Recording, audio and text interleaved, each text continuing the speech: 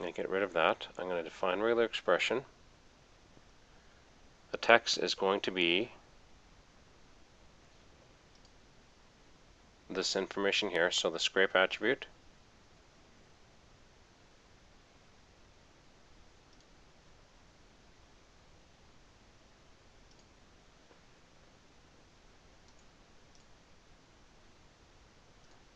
Was that interesting?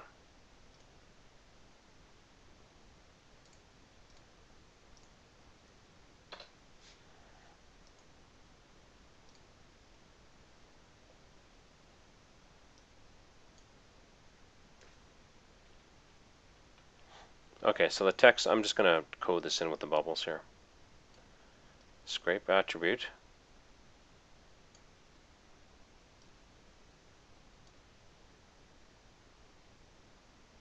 Element parent.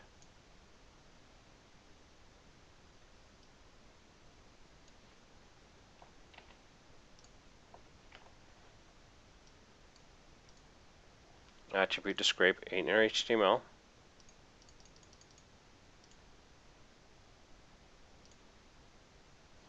And I'm going to grab my regular expression.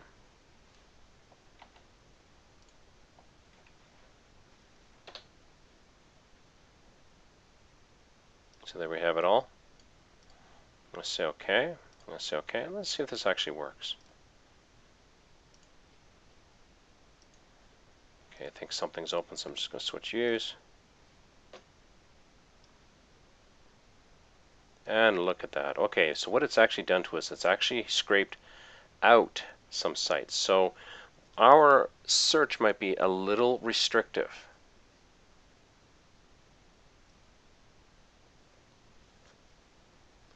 Okay, so let's find out what we have lost. What I'm going to do is I'm going to copy this and delete it. Jump over the second script here. Paste it here. Copy. Paste. And this was the original statement.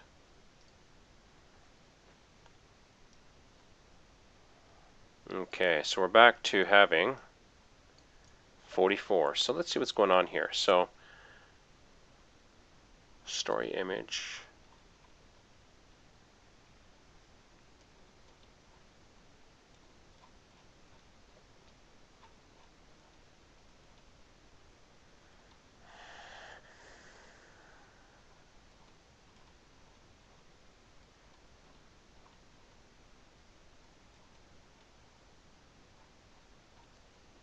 Okay, and what I'm looking for is I'm just looking at these story images here.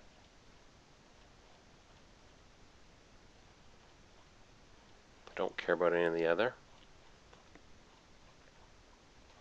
I'm going to zip down the file here. I'm going to go down to one of the last ones, story image 31, 32, and I bet you it changes right here, and it does. Okay, so when it goes to the most populars, it definitely changes. It changes to a new style.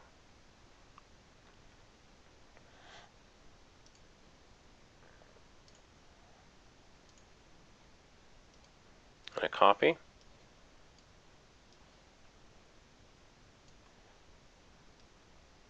And I'm going to do something unusual, and I'm going to actually dump that. A few spaces. I'm going to dump that below what we already have. And you'll see why here in just a second.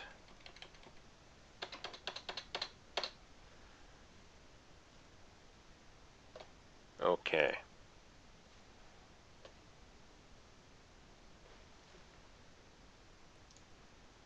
Okay, so what we're going to do is we're going to build a slightly more complex regular expression here.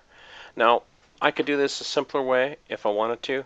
What I could do is I could collect all the information in one list and then run the list through a loop twice looking for different regular expressions. But I like to simplify as much as possible at the end of the day. So right now I have an entry that's from the top section and an entry from the bottom section. We've pasted the two of them together. Okay, right now a regular expression is only found once, which is the one at the top, of course. Okay, but we want to also link and catch this one right here too. So immediately I'm seeing, okay, I'm seeing on the look behind, class story image, class story headline. Okay, so what I'm going to do is I'm going to put this in brackets. I can tell it to select one of two things here and use a pipe symbol. Now the pipe symbol is just above the enter key, and I'm going to select story headline and close that with an M bracket. Okay, and I'm going to see if I've got a multi-match here. Still, okay, it's found 2 times. Isn't that interesting? So in the previous entry, it's actually seeing it twice. So what I might do to simplify my regular expression is to get rid of the story image, because the story headline is exactly the same link. Okay, and what I could do to confirm is to go back to my original data pool here and go up, and I'll select one randomly. We have near the top, story image, story headline. So story headline looks like it's a part of each and every one of them. So what I'm going to do is I am going to just get rid of this multi-selection, just because I like to keep, like I said, to keep things simple as possible. Okay, I want to make sure it's still found once. Okay, we're finding the same link entry just slightly further down, which is just fine. That works for me. Okay, but now we got to grab this one. Now, what's different here? So link and the backslash n is a new line, and there's no new line. So in one instance, see, there's a new line before we get to the A tag. In the second instance, no new line. So what I'm going to do is I'm going to wrap this in round brackets, and I'm going to put a question mark, which says link it, have it connect if there's 1 occasion or 0 occasions. And once again, I have mentioned the regular expression cheat sheet. I'll put it into the show notes for this show, and you can go in and take a look at it from there. So what's happening is now we're actually grabbing this with a possibility of having a new line or not having a new line. So I'm going to select, it's found 2 times. Let's make sure we're finding the one up here. Great. So we're finding exactly what we want. So let's grab this new regular expression. I'm going to copy that. I'm going to get this out of the way.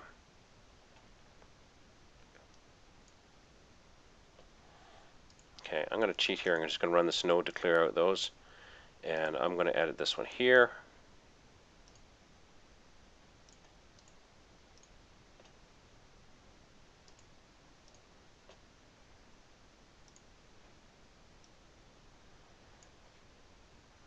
Okay, it's just getting squished a bit here. So I'm going to select that and enter. I'm going to say OK. I'm going to say OK. I'm going to run this node by itself. And let's see what we get. Shazam, 44 entries. That's a beautiful thing. Okay, so using a little bit of putting together of commands, as well as I'm going to get rid of this one here. I'm going to paste that in.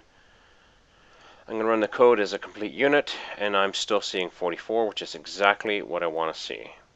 Okay, all the links. Okay, so in my opinion, this is done. So there's only one thing I'll probably want to do before anything else, because this is going to dig, and I'm not using dig anymore, so I'm going to put a nav in there to go to the front page of dig. So let's just run that like it is.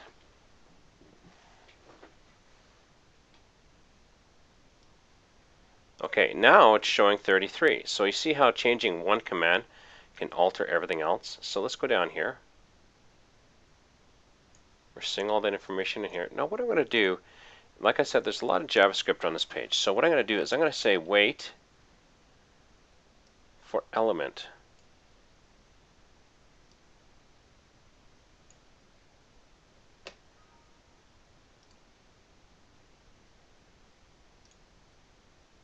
I'm going to look for that.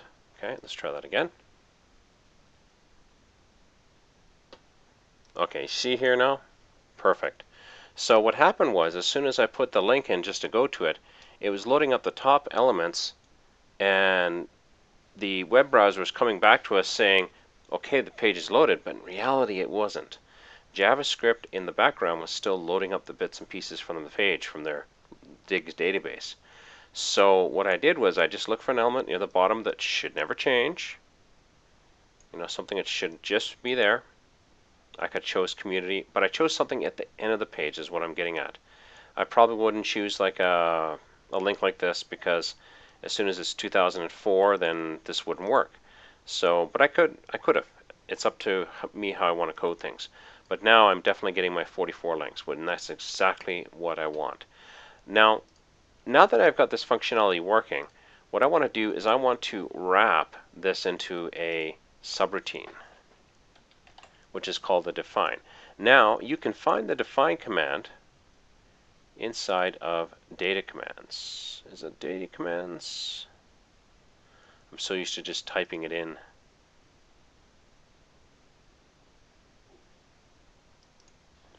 Oh yeah, flow commands. So I'm just going to put a define in here, and I'm going to give it a meaningful name, something meaningful to me.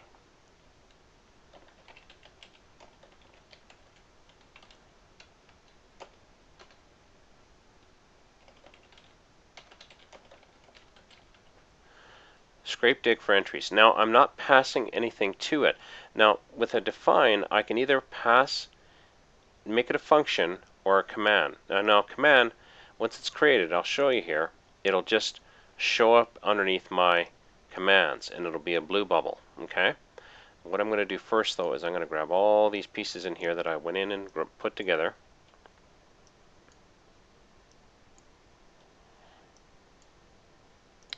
And I'm going to say OK. Now if I look underneath of custom commands, there is my entry. Now before I run that, let's just run this. I'm going to just do a clear all the variables. Oops. So we got nothing. Okay. I'm just going to minimize this debugger a little bit. Now if I run this, now that it's sitting in a define, nothing happens. Okay? Because now it's sitting in a subroutine. I'm going to scrape dig entries. So I'm calling it now. I'm going to run. Now here, all of a sudden, now we have our 44 entries again. Okay, so now we're calling it, and we have those entries. Now I'm going to make a little change here. I'm going to get rid of that there. Now let's say I want my subroutine to be intelligent. In other words, I want it to tell me, yes, I got 44 entries, or no, I did not. In other words, I was not successful. So to add a little bit of intelligence in here, what I'm going to do is, okay, I'm just going to run this again like it is. What I want it to do is I want it to look for that. Now, what I'm going to say is if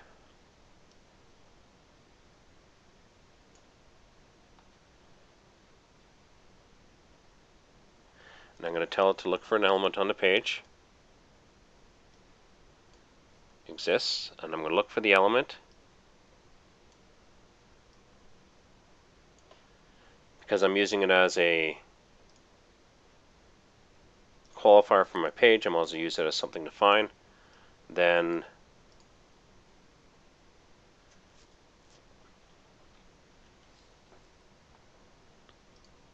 alert.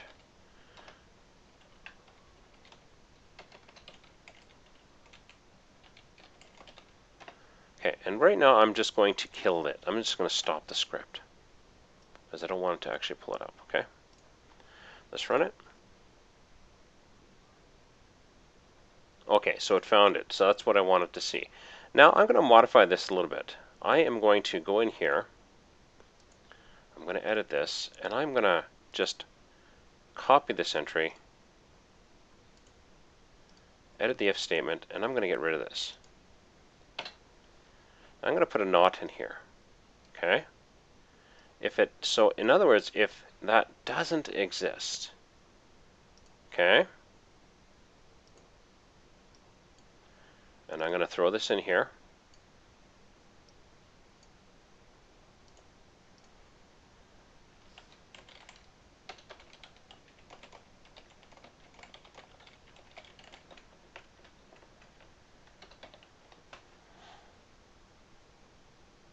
actually, yeah, so what's going to happen is, if it doesn't find it, what's going to happen, I'm going to run the else, because I want to test to make sure that this actually still works. So this should still come up.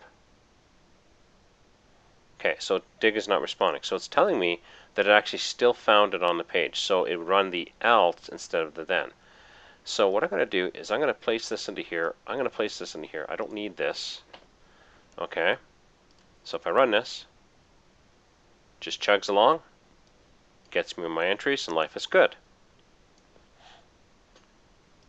But because this is in a subroutine, I can make this semi-intelligent. Okay. So what I'm going to do is I'm going to get rid of that. And I am going to edit this whole thing, and I'm going to change it from being a command to a function. Okay?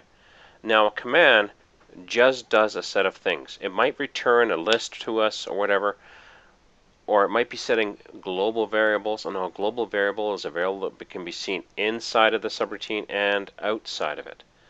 But the whole idea is a function is going to return something that's meaningful to me as the programmer of this robot, that I knew that this ran properly or it didn't, or here's the result. So I could run these all as local variables or local lists, and these won't be seen here. Okay, they won't show up here. But for this particular example, I'm going to run them as global. Okay, because I want to be able to see them outside. So what I'm going to do is I'm going to call that a function.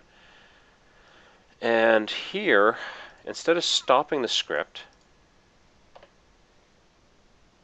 I'm going to run the return command. Okay. Now the return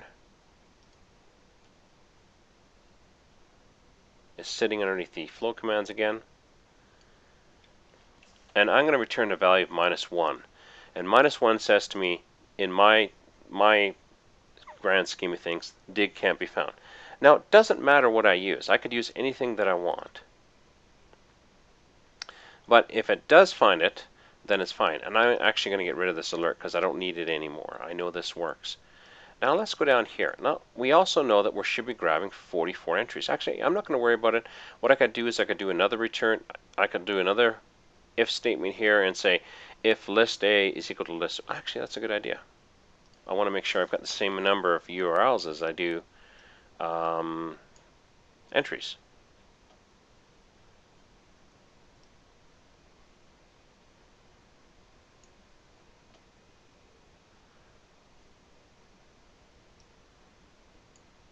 Okay, so I'm going to jump underneath the variable functions.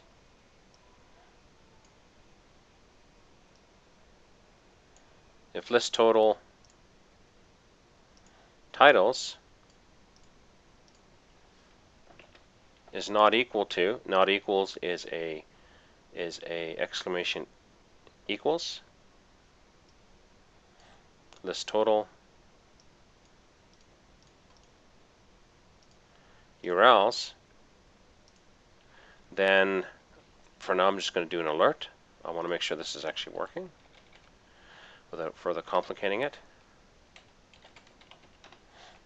Okay, so let's just run this. Oh, sorry, I got to finish the if statement here. Okay, so now I've got to call it. Because as a function, I just can't go in here because now it's you'll notice that if I go into custom commands, it's not there. It's under parameters now. So let me just close a few of these drop downs.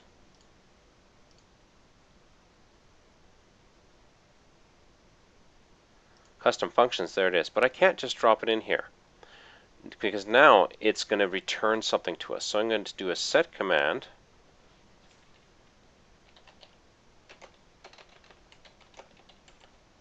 I'm going to say call it gotdig, and now I'm going to drop this into here. Okay, and then I am going to run an alert,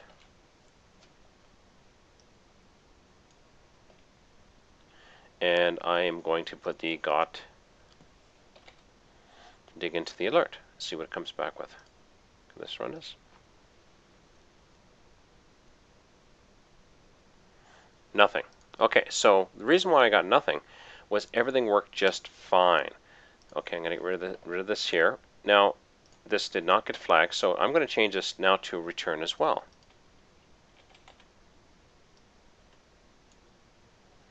-2.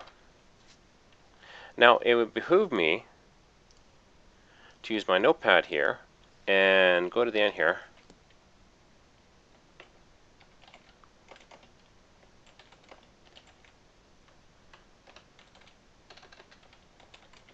Returns successful -1. Dig can't be found, and -2 didn't get good results. Okay, so now I've just got to put the 0 indicator in here. So what I'm going to do is right at the end here. Okay, I should get right to the end here, and what I'm going to do is I'm going to do return again, and I'm going to return a 0. Okay, so let's just run this again.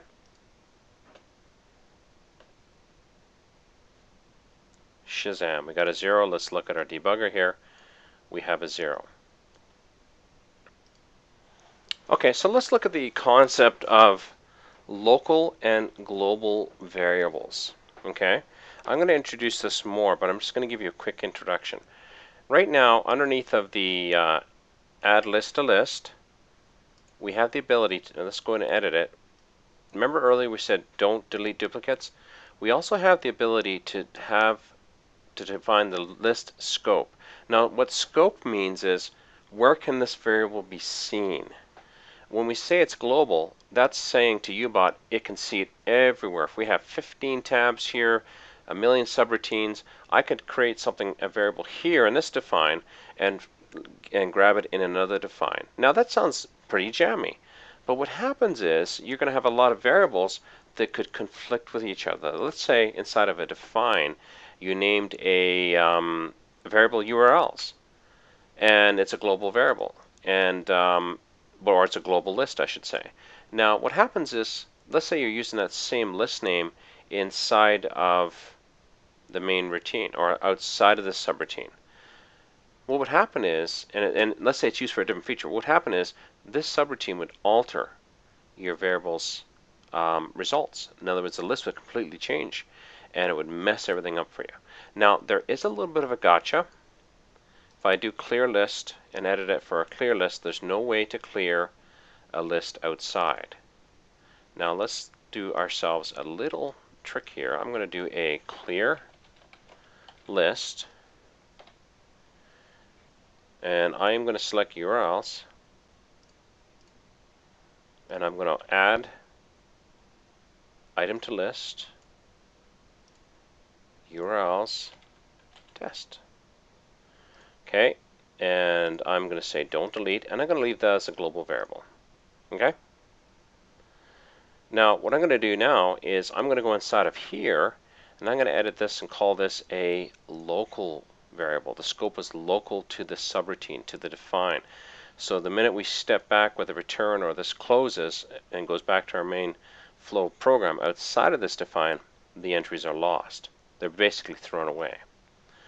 Now, it's not indicative for us in this particular example, but I just want to show you. I'll change this back when I'm all done. Okay, and what I'm going to do here, I'm going to say OK. And remember, like I said, and underneath clear list, I can't say it's a local or a global. Okay, add list to list. I'm going to delete. I'm going to change this one, and I'm going to say this one's local as well. Okay. So what's happening is I'm clearing the list here for URLs, and I'm adding an item into it, and then I'm running the define called dig for entries, or scrape dig for entries, and it's setting the got dig. Let's see what happens.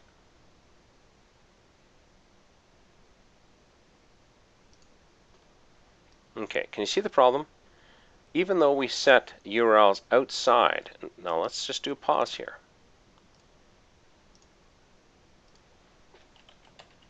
Let's just show that it works.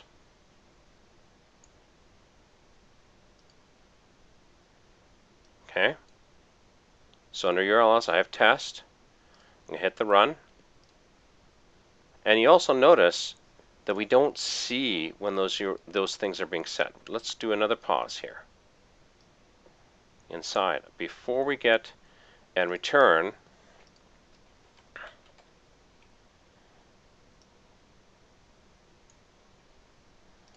okay. Okay, hit the first pause, the test is there. Run it again. I've hit the second pause. Now, the clear list inside the subroutine has cleared our list outside of the subroutine.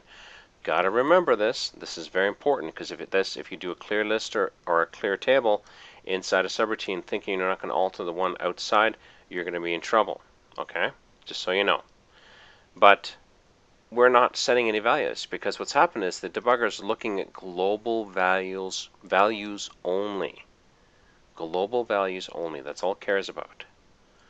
Okay? So we will want to eventually migrate these to local variables if we can. Reason why is it just allows us to protect our variables within the subroutine or outside of the subroutine. Now, you could program to your 100 years old with the UBot and never bother with this. What you just have to make sure you do is you have to make sure that you absolutely are super careful with your variables all through your code. Okay? I'm going to set another, just for the pause, because I want you to see that it doesn't care. I'm going to do a set command here.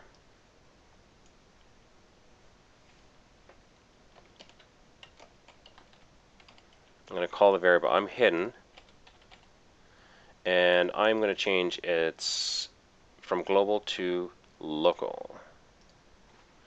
Okay, let's run this. Click run again. Now it's showing me I'm hidden, but it shows me no value. So I'm sure this is something that's going to get fixed in the future in UBot, but this is something you got to watch out for. Okay, the actual value of what's in I'm hidden is hidden. You can't see it, and we've set it to test. Okay, I'm going to stop this and just prove. Change this back to global. I'm going to run this. I'm going to run again to go over the second pause. And you see now it's showing test. Okay, and I'm going to stop this. I'm going to get rid of the other pause.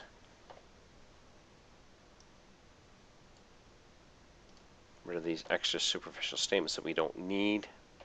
Now, what I'll normally do is I will take what I got here, because I've got a whole routine set up for this particular part of my robot, and what I'll do is I'll actually push it into its own define. Now, this is a sneaky trick. Actually, no, I'm going to do it a different way. No, I'm going to do it so everybody can do this, including people who just have the standard version.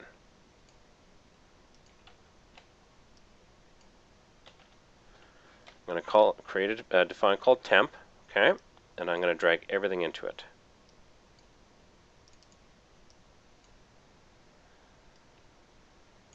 I'm going to say OK. Now this was the way you would have to move things between screens before. I don't need this stuff here anymore. Now normally when I'm developing a robot, I'll rename the tabs what it's doing. Okay? When I'm done my robot, if I'm going to make it something I'm going to sell, I'll end up combining all the code back underneath one tab so the tabs don't show up. But when I'm debugging and when I'm building, I'll create tabs for each step of the way. Okay, I'm going to grab this. I am going to copy and I am going to delete. I'm going to go here and I am going to paste. Okay, so here now we've gotten rid of that. Now what I've done here is I created a thing called define called temp. Now I'm just going to grab my stuff and drag it back out. And I'm going to go down to the bottom here and I'm going to delete the define. But as you know, I could go into code view now and I could grab all this, just do a copy it and then go to the other tab and paste it. But I wanted to also show the people who are running the standard version or the standard edition of UBot how to move a lot of content quickly. It's a sneaky way to do it, works good, lasts a long time. Now, the nice thing about this is what I can also do here is I can put some notes in here for myself. Remember I did notes here? defining what was going on. So what I'm going to do is I'm going to put a comment in.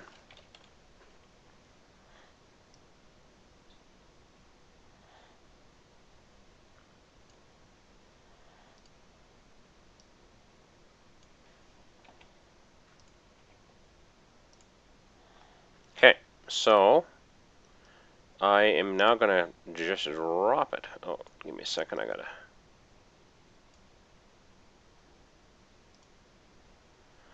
Okay, the window's a little scrunched, so I'm gonna have to. I'm just going to drop it right on top of the first navigate here. So this tells me what's going on. So I can just close that. So returns 0 when it's successful, -1 when dig can't be found, or -2 when it didn't get good results. Okay. So now we know that's there, and we've also got a bit of sample code to test our bot. Okay, return 0, and we see that if we want to look in here, we can look at it all. Okay, so that is the whole proponent of actually scraping dig. Now I've got these entries, and I can build this bot out as far as I'd want to go. It really depends on what I want to do next. I'm going to now take these entries in the next video, and I am going to show you how to create another piece of my program process and actually go to the sites, or just do a, maybe even just do a search and see if I can find more entries on it, and maybe I'll look at it. But one of the first things I'd want to do is to go to just a standard browser and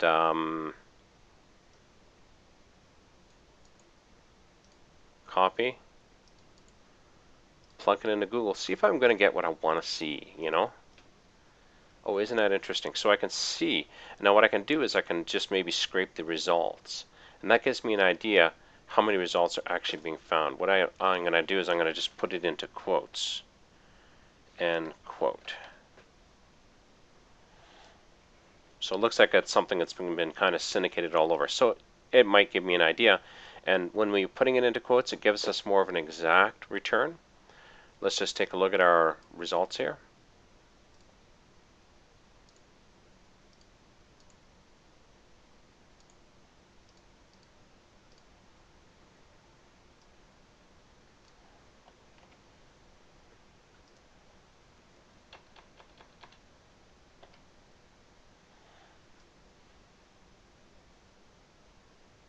Okay, so now we can see how many results, and now it's down to 471. That's interesting because that could give us an idea of how much an idea is being syndicated.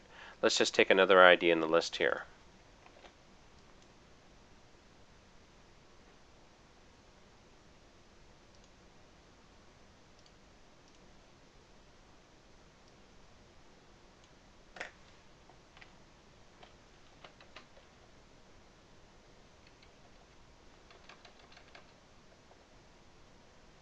Oh, 12,000 returns. So that might be something we would want to maybe tweet, or maybe that's something we want to build a Web 2.0 blog post on, something that could gain some results, or look for something that hasn't got a lot of results. So just to give you an idea. So this is what I'm going to do in the next set of videos. So for now, enjoy, and if you have any questions, make sure you post them in the forums, and I'll keep my eyes open and help and hopefully answer them. Thanks a lot.